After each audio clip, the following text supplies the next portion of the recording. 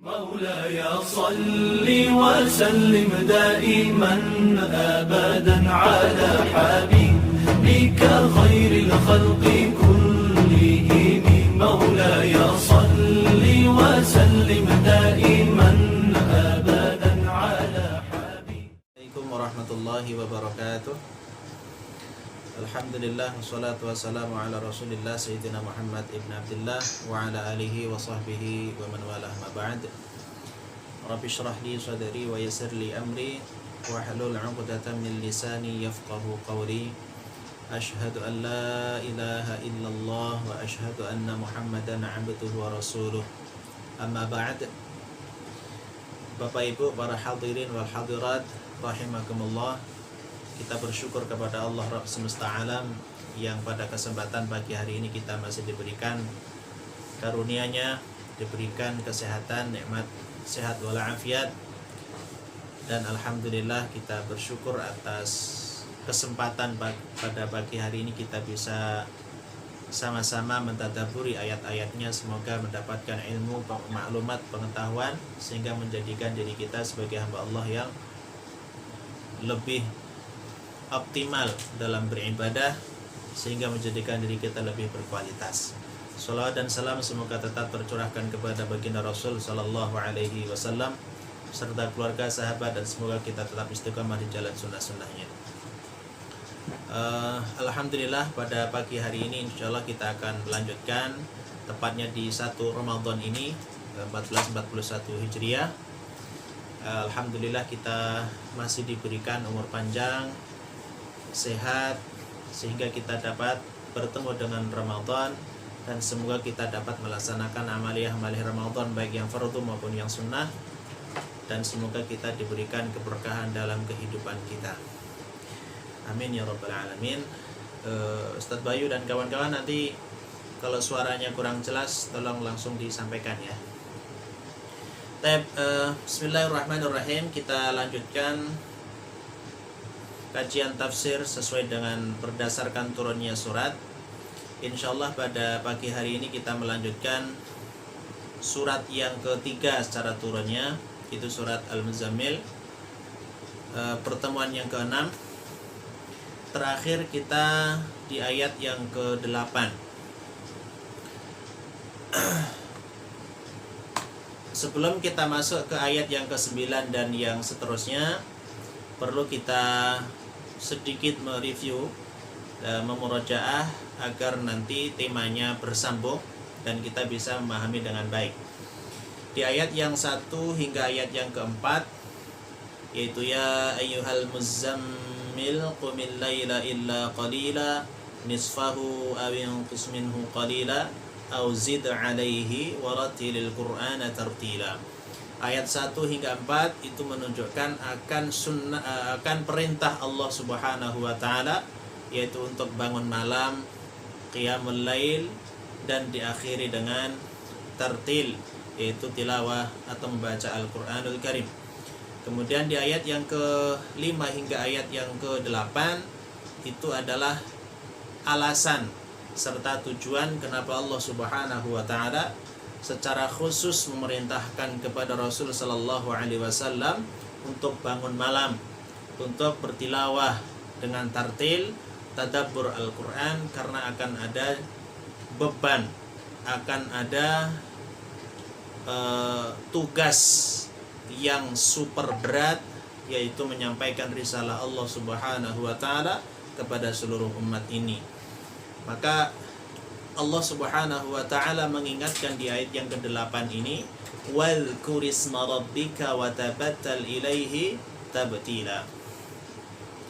Dan uzkur, dan selalu ingatlah kamu wahai Muhammad sallallahu alaihi wasallam, isma rabbik, selalu sebutlah, selalu ingatlah kepada nama Allah Subhanahu wa taala, Rabbmu itu, wa tabattal ilaihi tabtila, dan beribadahlah kepadanya dengan tabattul. Asli tabattul itu seperti yang sudah kita jelaskan minggu yang lalu atau pekan yang lalu, bahwa tabattul itu artinya qata'a aslinya, atau memotong, memutus.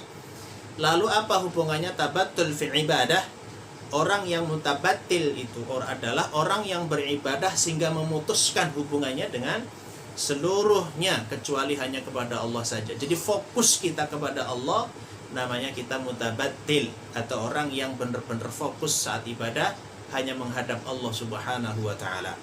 Dan ini perintah Allah kepada Rasul dan juga kepada kita sebagai umat yang setia mengikuti sunnah-sunnahnya. Setelah itu Allah Subhanahu wa taala melanjutkan dengan ayatnya yang menunjukkan Allah itu berkuasa, terutama dalam tauhid diistilahkan dengan tauhid rububiyah. Tauhid rububiyah adalah kita meyakini bahwa Allah Subhanahu wa taala sang pencipta, khaliq, dan juga dialah Allah Subhanahu wa taala yang memelihara atau mudabbir, dan Allah Subhanahu wa taala sang pemilik yaitu Malik. Jadi kata Rabb di dalam Al-Qur'an setidaknya sekian banyak makna yang terkandung dalam Rabb itu, tapi minimal adalah sang pencipta, sang pemelihara, dan sang pemilik. Jadi kalau kita nanti ketemu dengan Rabbul Falaq, berarti adalah sang pencipta, sang pemilik, sang pemelihara. Rabbun Nas, qul a'udzu birabbin nas, berarti Rabb itu Allah artinya adalah sang pencipta, sang pemelihara, dan sang pemilik. Rabb atau yaitu manusia. Adapun di ayat ini Allah katakan Rabbul Masyriqi wal Maghrib, berarti artinya Allah Subhanahu wa taala dialah yang mencipta, pencipta timur dan barat, sang pengatur timur dan barat, dan sang pemilik timur dan barat. Itu kata Rabb. Jadi Rabbul Masyriqi wal Maghribi, dialah Allah Subhanahu wa taala sang pencipta, sang pemelihara, sang pemilik timur dan barat. Itu simbol bahwa seluruh muka bumi ini atau seluruh alam ini itu di genggaman Allah, di bawah kekuasaan Allah Subhanahu wa taala. Jadi Rabbul Masyriqi wal Maghrib itu istilahnya adalah tauhid rububiyah kita, bahwa kita mengakui, meyakini bahwa Allah Subhanahu wa taala sang pencipta, sang pemelihara, dan sang pemilik. Ini penting kita perhatikan, setiap kata Rabb harus kita pahami itu. Sehingga Rabb itu sebetulnya yang nggak bisa diterjemahkan, karena kata Rabb sendiri mengandung sekian banyak makna itu. Nah, kemudian ditambah lagi, digabungkan dengan tauhid uluhiyah kita, penghambaan kita kepada Allah Subhanahu wa taala. La ilaha illa huwa, yang mana tidak ada ilah. La ilaha adalah penafian dalam ilmu tauhid. Dalam syahadat kita ada nafi dan isbat. Nafi kita adalah la ilaha, kita meniadakan seluruh bentuk Tuhan, apapun jenisnya, sampai kapanpun waktunya. Itu makna la ilaha, seolah-olah kita menafikan seluruhnya itu, apapun yang menjadi sesembahan Tuhan kita. Illa, kecuali, istisnanya adalah huwa, kecuali hanyalah dialah Allah Subhanahu wa ta'ala, sehingga menghilangkan seluruh bentuk Tuhan, dan yang hadir, yang ada hanyalah Allah Subhanahu wa ta'ala. Jadi tauhid uluhiyah. Kemudian fattakhidhu, baru ada perintah. Setelah kita mengakui bahwa Allah Subhanahu wa ta'ala itu Rabb kita, ilah kita, baru fattakhidhu, kata Allah. Secara kontekstualnya memang kepada Rasul sallallahu alaihi wasallam fa, maka ingat setiap fa di situ kebanyakan fa-nya namanya fa'us sababiyah, sebab akibat. Maka gitu. Ittakhidhu, maka jadikanlah ia. Oke. Coba di dalam Al-Qur'an itu ada dua model yang sering muncul. Terkadang menggunakan akhadha atau akhdan nanti masdarnya, terkadang menggunakan ittakhadha. Ini saya jelaskan dulu.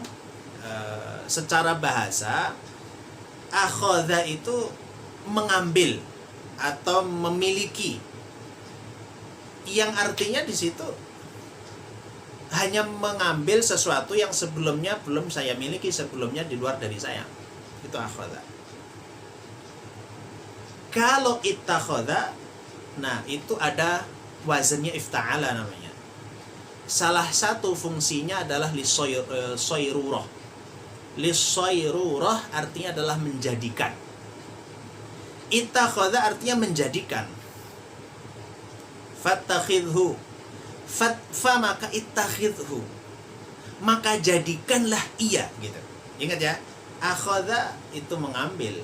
Tapi kalau ittakhadha di dalam Al-Qur'an itu lisoyrurah. Artinya ja'ala, menjadikan.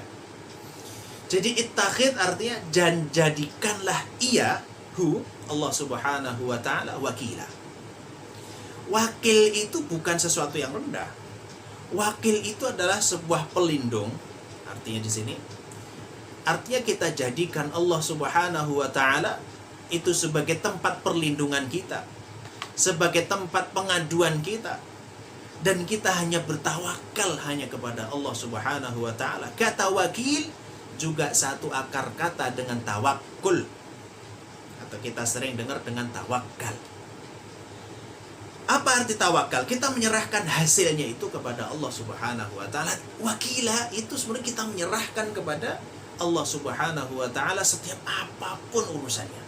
Masya Allah, ini ayat yang sebetulnya ketika kita renungkan dalam-dalam, terkumpul 3 hal sekaligus. Yang pertama adalah tauhid rububiyah, yang kedua tauhid uluhiyah, yang ketiga itu adalah penyerahan diri kita kepada Allah, dan itulah bentuk iman, bentuk Islam, bentuk tawakal yang betul-betul tawakal secara sempurna. Dan tawakal di sini di ayat ini Allah dahului dengan tauhid rububiyah, uluhiyah, baru penyerahan diri. Jadi satu ayat ini saja sebetulnya kita mampu mendalami dan mampu memahami, serta kita mempraktekkan, mengamalkan, maka insya Allah kita ini akan menjadi seorang yang benar-benar muslim secara totalitas, secara mukmin secara total, dan bahkan tawakal kita kepada Allah Subhanahu wa ta'ala bukti bahwa kita adalah pengakuan diri kita, asyhadu an la ilaha illallah wa asyhadu anna muhammadar rasulullah, itu betul-betul kita implementasikan. Nah, ini kalau secara kontekstual memang Rasul Shallallahu Alaihi Wasallam diajarkan oleh Allah sebelum terjun ke dunia dakwah, sebelum beliau menghadapi orang-orang kafir Quraisy dan juga orang Yahudi nantinya di Madinah, Allah bekali dulu, jiwanya dibesarkan dulu, dikokohkan dulu tauhidnya, dan di situ ada tawakul. Seorang dai dan da'iyat harus ada ketiga-tiganya. Tauhid rububiyah, pengakuan bahwa Allah sang pencipta, Allah sang pemelihara, dan Allah sang pemilik kita. Dan kita tidak boleh menghamba kecuali hanya kepada Allah Subhanahu wa ta'ala. Setelah itu serahkan kepada Allah. Kita berdakwah, serahkan hasilnya kepada Allah. Kita bekerja, serahkan kepada Allah. Kalau ini sudah ada, maka seorang da'i tidak akan pernah kecewa dengan sedikitnya jamaah, dengan sedikitnya gaji, dengan kehidupannya yang mungkin serba kurang dan seterusnya. Karena sudah penyerahan diri kita kepada Allah secara total. Maka tauhid ini sebetulnya puncak dari ajaran syariat kita. Ketika akidah tauhidnya rusak, maka seluruh amalan pun juga akan rusak. Kemudian Allah katakan, setelah Allah kokohkan itu, Masya Allah, ayat surat ini dikokohkan spiritualnya dengan ibadah kepada Allah, dikokohkan tauhidnya kepada Allah, dikokohkan secara tawakulnya kepada Allah. Setelah kuat, belum cukup ternyata bagi seorang da'i. Rasul masih diberikan bekal oleh Allah Subhanahu wa ta'ala, wasbir. Ini lebih berat lagi. Kalau yang tadi urusannya adalah urusan pribadi, pengokohan, penguatan pribadi. Bagaimana beliau hubungannya dengan Allah dikuatkan dulu. Setelah kokoh, setelah kuat, tawakalnya kuat, baru Allah wasbir. Baru ini siap tempur nih kayak gini. Jadi seorang dai gak bisa langsung tempur tanpa ada persiapan mental yang kokoh, yang kuat. Maka Allah katakan wasbir. Dan ingat ketika ada ini waw itu memang banyak maknanya. Di sini wawnya adalah wawul atof. menyambungkan dengan sebelumnya. Setelah ya Muhammad, setelah kamu sholat malam, setelah kamu baca Al-Quran, setelah kamu itu tauhidnya benar, kokoh, kuat, dan tawakal, dan saat ini juga isbir, bersabarlah ya Muhammad. Untuk atas apa bersabar? Ala ma yaqulun. Bersabarlah wahai Muhammad atas apapun yang mereka katakan. Lihat redaksinya, lihat. Di situ ada ma, di situ ada yaqulun. Dan di situ ada ala. Masya Allah. Jadi redaksinya bukan wasbir fi ma yaqulun. Kalau fi itu di dalamnya. Ini ala gitu. Lebih leluasa dan lebih luas cakupannya ketika di ala, atas. Saya melihat dari atas lebih leluasa. Tapi kalau saya melihat di dalamnya, itu beda lagi. Tidak terlalu leluasa melihat sekitarnya. Wasbir, bersabarlah atas apapun, kata ma, apapun jenisnya. Yaqulun, yang mereka katakan. Mereka itu siapa? Orang-orang kafir Quraisy. Masya Allah. Al-Rasul itu berdakwah seorang diri, diawali seorang diri, lalu didukung oleh istri tercinta Ummunah Khadijah radhiyallahu anha. Lalu di situ ada Suraqah bin Naufal. Kemudian selanjutnya nanti ada orang-orang yang membantu dakwah Nabi atau yang menjadi muslim, as-sabiqunal awwalun. Tapi ketika mereka itu atau Rasul sallallahu alaihi wasallam terutama menerima ancaman, menerima perkataan-perkataan yang tidak menyenangkan itu, Rasul itu ada jiwa manusianya, basyarnya muncul, marahnya ada. Tapi ketika Rasul itu pengen marah, justru Allah mengatakan wasbir, sabar ya Muhammad, atas apapun yang mereka ucapkan, atas apapun yang mereka katakan. Sabar itu kalau definisinya sebetulnya adalah kita ini menahan sesuatu yang sebetulnya kita mampu untuk mengekspresikan kemarahan kita, namun kita cegah agar kita tidak melampiaskan kemarahan itu. Itu namanya sabar. Makanya kata Rasul, laisa syadidu bis-sir'ati walakinna syadidu man yamliku nafsahu 'indal ghadab. Orang yang paling kuat itu bukan orang yang selalu menang dalam pertempuran, orang yang selalu menang dalam pergulatan. Tapi orang yang paling kuat adalah orang yang mampu mengendalikan jiwanya saat dia dalam posisi marah. Nah, mengendalikan diri saat marah, itulah namanya sabar. Sabar bukan pasrah. Sabar itu tetap berusaha, tetapi semaksimal mungkin kemudian hasilnya diserahkan kepada Allah. Jadi sabar itu salah satu bentuk tawakal tadi. Dan Rasulullah harus sabar atas apapun yang diucapkan oleh orang-orang Quraisy kepada beliau. Ditambah lagi selain harus bersabar, wahjuruhum hajuran jamila. Kata hajara dalam Al-Quran itu memberikan makna perpindahan sesuatu atau berpindahnya dari tempat A ke tempat B. Bisa pindah tempat, bisa juga pindah dari satu kondisi. Misalnya kalau yang sering kita dengarkan hajaru itu pindah. Makanya ketika ada ayat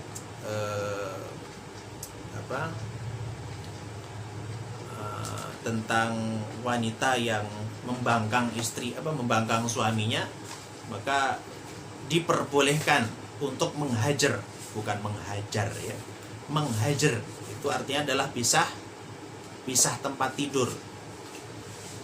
Misalnya ketika Allah katakan wallati takhafuna nushuzahunna fa'idhuhunna wahjuruhunna fil madaji'. Jika dikhawatirkan istrimu itu nusyuz kepadamu, maka pertama kali adalah dinasihati. Dinasihati tidak mempan juga, maka wahjuruhunna fil madaji'. Artinya hijrah. Artinya adalah pisah tempat tidurnya. Seharusnya seorang istri itu harus harus introspeksi ketika tiba-tiba suaminya itu, lah kok tidurnya berpisah. Bisa jadi itu cara suami untuk menasihatinya. Kalau tidak mempan juga, maka fatribuhunna, pukul dia. Inilah ayat Al-Quran. Nah, dari kata hajr itu juga, Rasulullah itu pindah tempat dari Makkah ke Madinah, itu namanya hijrah juga. Nah, kata wahjurhum di sini artinya adalah mengingkari atau tidak melayani, dan justru Rasulullah menghindarkan dirinya. Jadi hajar, menjauhi mereka, tapi tidak boleh menjauhi dengan kemurkaannya. Lihat, wahjuruhum hajran jamila. Jauhilah hum, mereka itu yang Muhammad, hajran, dengan cara hajar jamila, dengan cara memisahkan diri, menjauhi dengan cara yang baik. Bayangkan, ini musuh setiap saat memusuhi, memberikan kata-kata yang kasar. Sudah suruh sabar, setelah sabar juga ketika ingin memisahkan dirinya dengan mereka juga harus dengan baik-baik. Itulah dai. Nah, tidak putus asa dengan cemoohan, tidak putus asa dengan celaan mereka, selalu bersabar dan artinya menjauhi mereka, tetapi dengan cara yang baik. Inilah cara Allah mendidik Rasulnya, cara mendidik seorang da'i yang nanti akan menyampaikan risalahnya. Baik, kemudian Allah katakan, apakah ketika Allah katakan bersabar ya Muhammad, sudah sabar dan jangan dilayani, kemudian kita pasrah? Enggak. Ternyata ini rahasianya Al-Quran. Ketika Rasulullah ditahan oleh Allah untuk balas dendam, ketika Rasul ditahan oleh Allah agar tidak melakukan keburukan kepada mereka atas kemarahan beliau, tetapi justru Allah sendiri itulah yang memang akan menangani kedurhakaan mereka.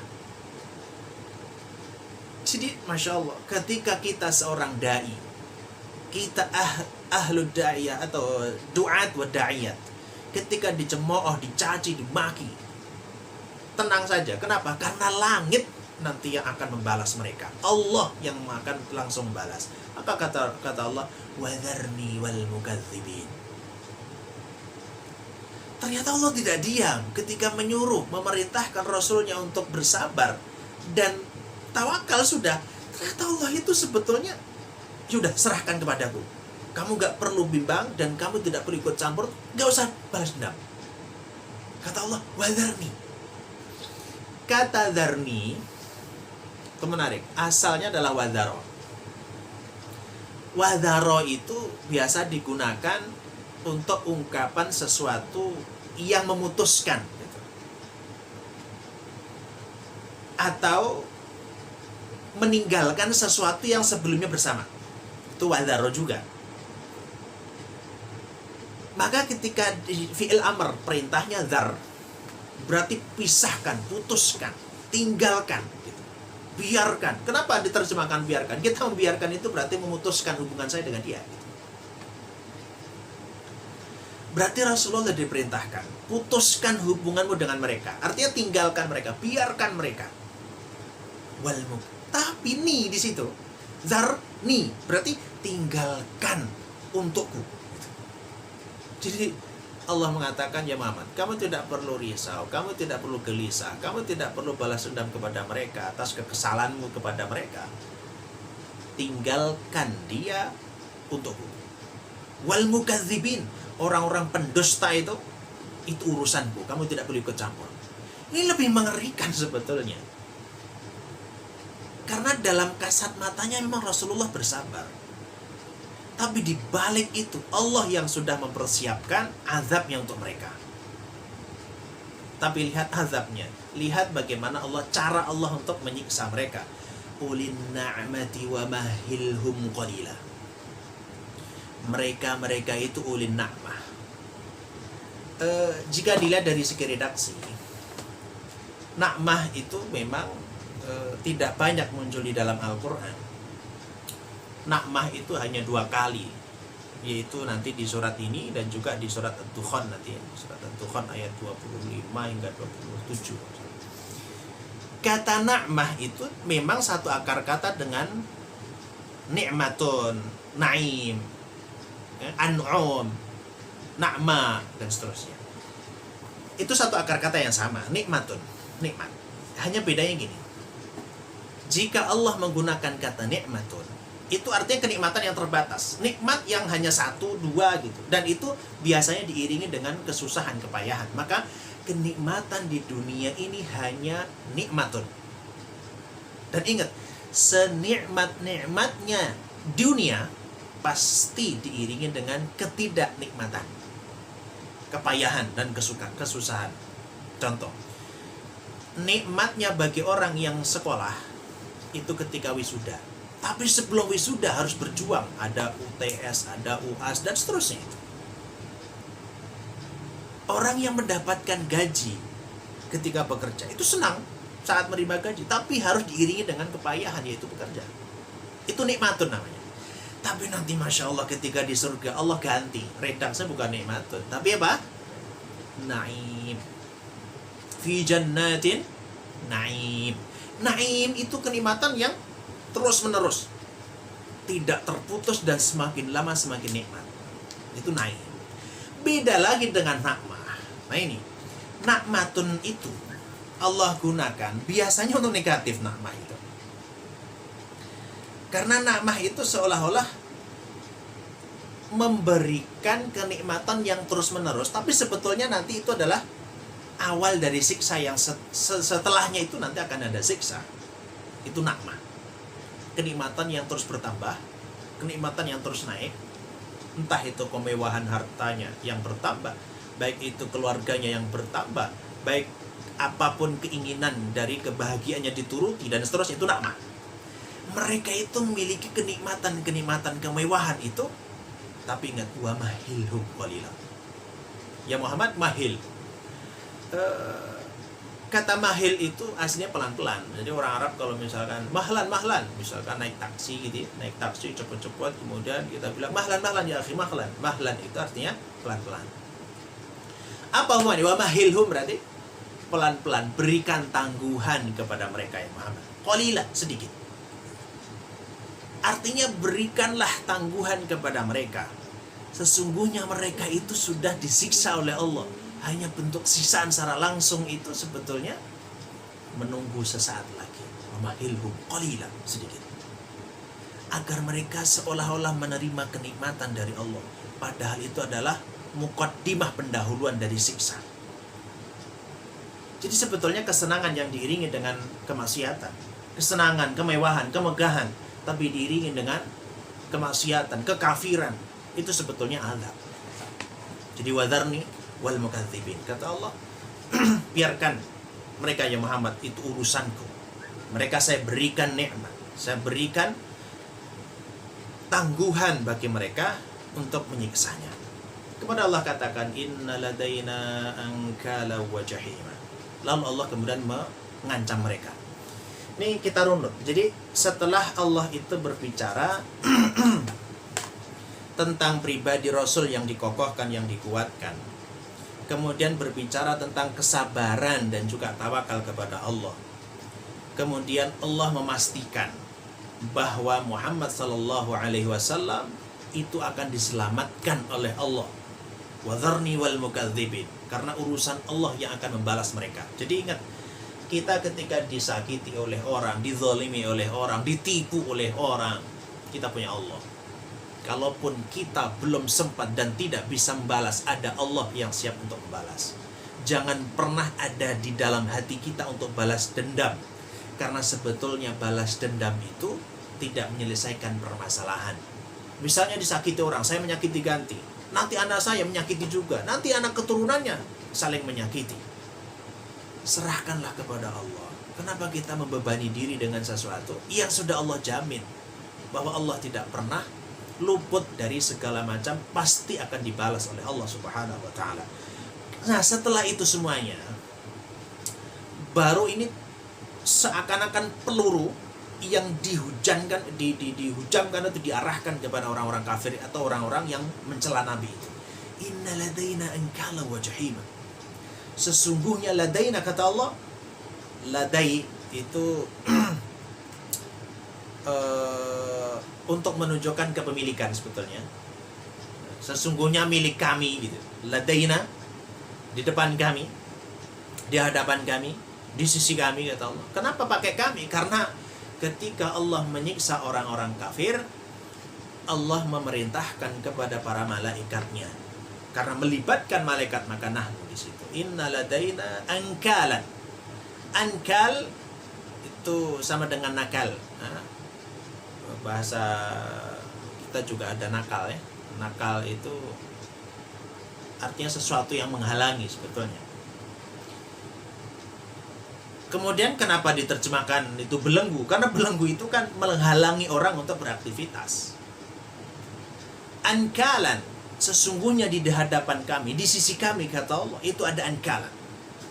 Ada belenggu. Dan belenggu itu kalau di surat yang lain, misalkan ada di surat Al-Haqqah, Allah katakan silsilah.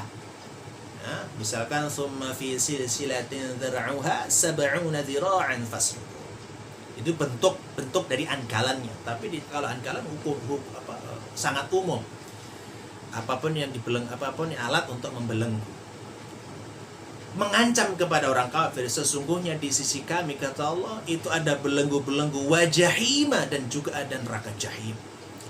Jahim adalah selain ada yang mengintai, jahim juga bisa berarti neraka yang terus-menerus menyala.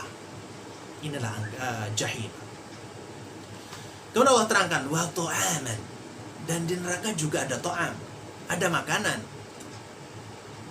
Tetapi makanannya itu dza ghussatin. Dza itu yang miliki. Sifat dari makanan itu apa? Dza ghussah. Ghussatun itu ungkapan untuk makanan, jenis makanan, tapi tidak bisa ditelan, tapi juga nggak bisa dimuntahkan. Jadi nyangkut di tenggorokan. Itu namanya ghussah. Bentuk siksaan selain api tadi, selain belenggu tadi, ada makanan. Dan makanan itu hanya mengganjal, tidak bisa sampai ke perut dan tidak bisa dimuntahkan. Jadi berhenti di kerongkongannya. Ada ulama yang mengatakan apa makanan itu? Ada yang mengatakan dori' sebagaimana surat Al-Ghasyiyah. Ada juga yang mengatakan zakum, itu buah zakum. Dan ada yang mengatakan di situ adalah jenis makanan yang disediakan oleh Allah, yang memang sengaja untuk diberikan untuk menyiksanya. Jadi kalau kita keselak saja itu, mandek di sini, itu tersiksa sekali. Apalagi ini adalah makanan dari neraka. Dza ghussatin, ditambah lagi wa adzaban alima. Selain makanan yang menyiksa itu, ternyata juga masih ada azab-azab yang sangat pedih yang sudah disiapkan oleh Allah untuk mereka. Maaf, suaranya jelas ini?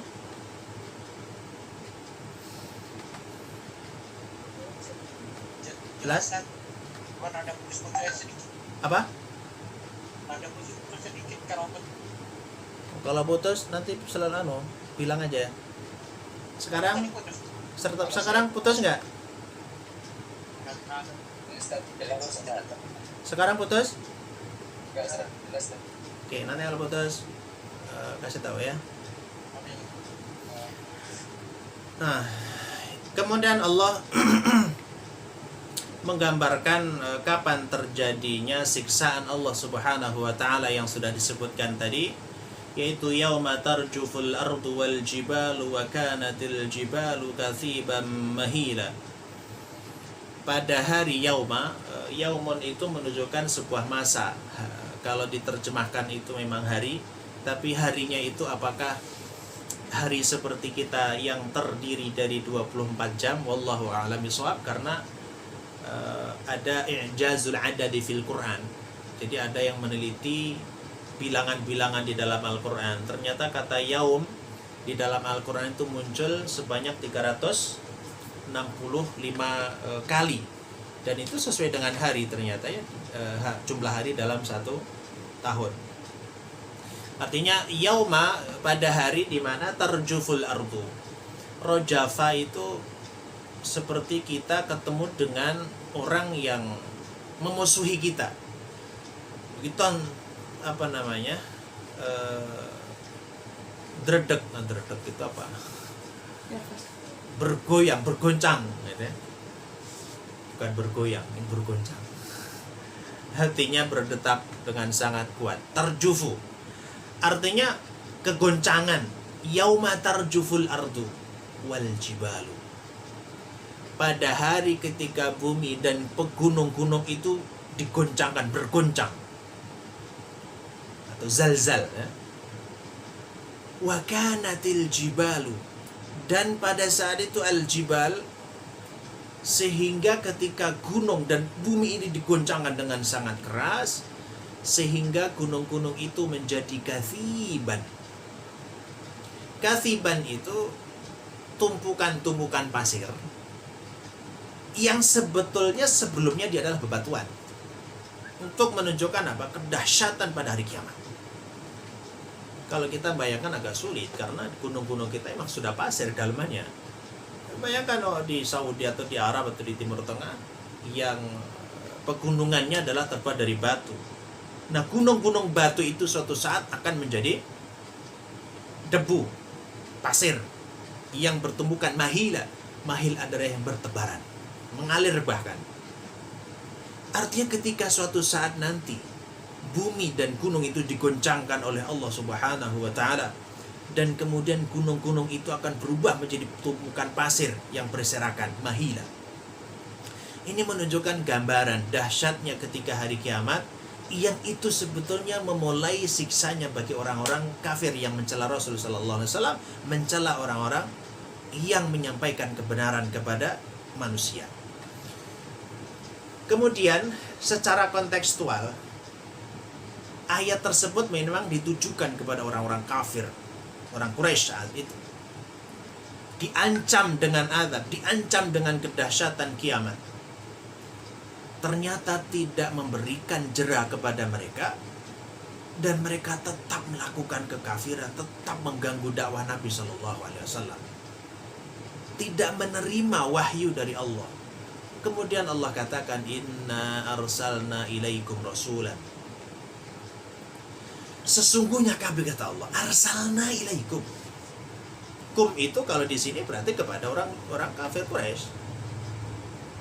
Tapi sekarang kepada kita. Allah katakan, Inna arsalna ilaikum. Sesungguhnya kami telah mengutus khusus kepada kalian rasulan, seorang rasul, yaitu Muhammad sallallahu alaihi wasallam. Sebagai apa? Syahidan. Syahid itu artinya memang menyaksikan. Tapi menyaksikan itu ada dua, ya. Menyaksikan dengan mata kepala dan menyaksikan dengan idrokat atau maklumat pengetahuan. Ini dua-duanya gitu. Karena Rasul pernah hidup bersama mereka, menyaksikan kebejatan mereka, menyaksikan kekufuran mereka. Kata Allah, sesungguhnya kami telah mengutus seorang Rasul menyaksikan kepada kalian, yang menjadi saksi nanti di akhirat. Kama sebagaimana arsalna, sebagaimana kami dulu, kata Allah, telah mengutus seorang Rasul kepada Fir'aun alaihi salam. Bermaksiat artinya membangkang Rasul, berarti membangkang syariat, berarti membangkang Allah Subhanahu wa ta'ala. Maka kata Allah, maka akhadnahu, maka kami ambil, maka kami siksa. Kenapa pakai akhadha gitu? Tadi kalau akhadha itu lil munawalah, ya, menerima sesuatu. Tapi kalau ittakhadha tadi adalah li sayrurah. Akhadha tadi, menerima tadi, bisa bermakna siksaan yang berat, seolah-olah diseret, diambil dengan paksa. Fa akhadnahu akhdhan wabila. Karena Fir'aun telah bermaksiat kepada Rasulnya, kepada Rasulullah, yaitu Nabi Musa alaihissalam. Maka akhirnya kami siksa, kata Allah, dengan siksaan wabila. Wabila itu seperti hujan, ya. Wabilun. Artinya hujan itu kan airnya turunnya terus menerus dengan derasnya. Seolah-olah siksa itu seperti hujan yang terus menerus menghujani mereka, siksa yang terus menerus bertambah, siksa yang terus-menerus menghujani mereka tanpa henti. Jadi ini diingatkan bahwa ketika kalian wahai orang Quraisy dan siapapun orang sekarang yang masih berperilaku selayaknya seperti Fir'aun, maka bisa jadi fa'akhadnahu akhdhan wabila. Disebabkan karena fa'asa Fir'aunur rasulah. Disebabkan karena kemaksiatan. Jadi sebetulnya ini sejarah akan terus berulang. Karena sebetulnya ini Nabi Musa dengan Fir'aun jaraknya sangat jauh dengan orang Quraisy dan Nabi Sallallahu Alaihi Wasallam. Dan nanti ini ayat terus berkelanjutan gitu. Disebutkan perpanjangan waktu yang ada menunjukkan panjangnya sesuatu yang mengerikan itu, sehingga seolah-olah anak kecil itu sampai tua, berarti berpuluh-puluh tahun gitu. Wallahu a'lam bishawab. Dan kebanyakan ulama memilih yang hakiki. Artinya adalah menunjukkan kedahsyatan hari itu. Anak-anak kecil itu sampai menua, tiba-tiba menua karena dahsyatnya hari itu. Dan di dunia pun sama. Orang yang terus-menerus berpikir dengan keras biasanya cepat tua. Maka biasanya yang humoris dan seterusnya itu katanya awet muda, ya bisa jadi gitu. Orang yang mikirnya matang, tidak pernah refreshing terus gitu, biasanya memang ada penuaan dini ya. Tapi sekarang penuaan dini itu banyak. Kalau dulu itu uban itu bisa tanda bahwa dia sudah tua. Nah, sekarang nggak menunggu tua, anak-anak muda udah beruban. Memang sudah dekat kiamat. Lihat tuh anak-anak muda sudah pada ubanan. Padahal uban itu dulunya adalah tanda dia sudah senior atau sudah berumur banyak. Fakaifa tattaqun, bagaimana mereka bisa memelihara dirinya, menjaga dirinya pada hari kiamat kelak, padahal hari itu adalah sangat dahsyat kejadiannya. As-sama'u munfatirun bih. Allah jelaskan as-sama', langit pada saat itu munfatir. Maaf, sebelum saya lanjutkan, ini masih pada bangun ya? Halo? Teriak dikit. Oh dikit, berarti bangunnya dikit. Tapi alhamdulillah masih paham, masih dengar Ustaz. Ya, ini harusnya sarapan dulu nih. Lanjut Ustaz. Oke. Enggak dikit, ini saya pikir pada tidur nanti saya ngomong sendiri. Memang. Baik. Sangat. Baik, kita lanjut. Baik, saya akan bahas dari segi lughah dulu. Yang sudah ngerti bahasa Arab atau yang suka bahasa Arab, gramatikanya ya. As-sama itu biasanya Allah gunakan untuk muannats. Sedikit saya bahas secara bahasa biar nanti kita tahu kenapa di situ berbeda ya. As-sama itu biasanya Allah gunakan sebagai ismun atau isim, kata benda muannats yang jenis gendernya itu perempuan. Contoh, idza sama'un syaqqat. Insyaqqat itu menunjukkan muannats, iya kan? Infatarat itu cuma muannats. Kita coba lihat di situ. As-sama'u munfatirun. Kenapa enggak munfatiratun? Di juz 30 itu kan ada idza sama'un fatarat. Itu infatarat, jelas pakai tak marbuthah. Tak tanis. Kenapa di sini bukan munfatiratun gitu? Yang suka bahasa Arab, saya sedikit menyinggung ya. Gini, kata Imam Asy-Syaukani dalam tafsirnya Fathul Qadir itu menjelaskan ketika ada bahasa yang tidak lazim seperti ini, berarti ada sesuatu yang nggak lazim. Kejadian itu juga nggak lazim. Ketidaklaziman bahasa Al-Quran menunjukkan ketidaklaziman waqi'inya, realitanya. Masya Allah, Al-Quran indah sekali. Ini seharusnya kalau manusia yang buat pasti apa? As-sama'u munfatiratun bih gitu. Taknya itu ada karena muannats. Kenapa dihilangkan? Kata Imam Syaukani adalah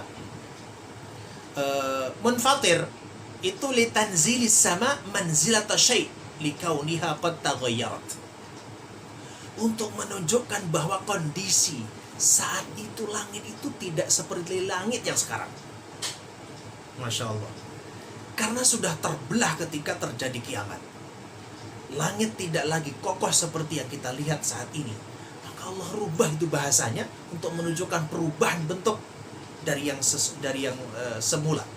Masya Allah, Al-Quran. As-sama'u munfatirun bi.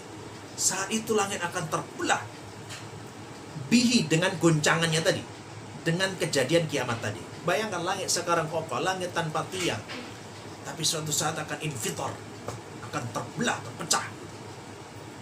Kana wa'duhu maf'ula. Dan adalah janji Allah Subhanahu wa ta'ala, wa'duhu itu kembali kepada Allah. Janjinya Allah adalah maf'ula, pasti terlaksana. Maf'ul itu objek, hasil dari fi'il. Sulbi. Maf'ul bi. Jelas di situ bahwa Allah itu pasti akan menimpakan, pasti akan menjadikan hal ini sebagaimana yang dijanjikan.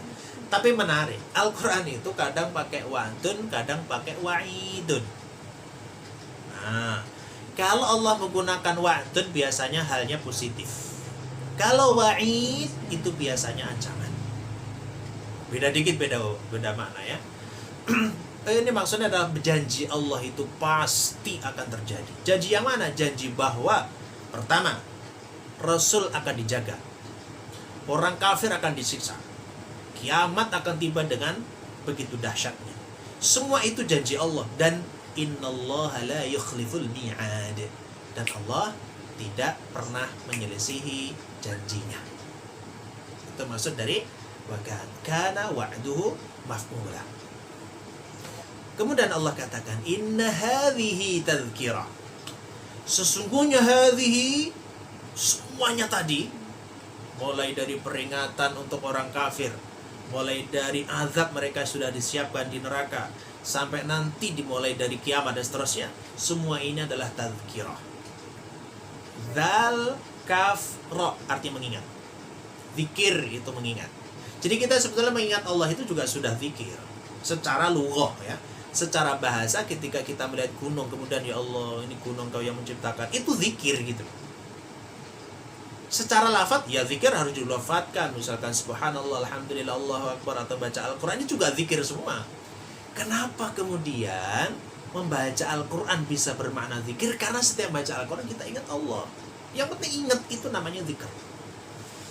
Nah, tazkirah itu adalah peringatan. Karena masdarnya tazkirah itu peringatan. Yang namanya peringatan itu ya sebetulnya sudah diketahui gitu. Kalau sebelum diketahui namanya pemberitahuan. Saya ingatkan ya bahwa Anda itu adalah karyawan. Berarti dia karyawan sudah tahu. Nah, sebetulnya kita ini antara hak dan batil, benar dan salah, itu sudah ada dalam fitrah kita. Ketika kita ada ceramah seperti ini, sebetulnya itu hanya mengingatkan saja. Karena fitrahnya sudah ada. Itu tazkirah. Dan Al-Quran itu sebetulnya tazkirah buat kita. Peringatan sekaligus juga sebagai panduan. Tapi tidak semuanya itu mampu mengambil, bisa mengambil bahwa seluruh apa yang diucapkan dalam Al-Quran sebagai tazkirahnya. Maka Allah katakan, faman syaa'a ittakhadha ila rabbih sabila. Maka siapa saja yang menghendaki, ittakhadha, menjadikan. Nah, tadi li sayrurah, ingat-ingat ya, li sayrurah, untuk menjadikan ila rabbih, kepada Rabbnya, sabila, sebuah jalan.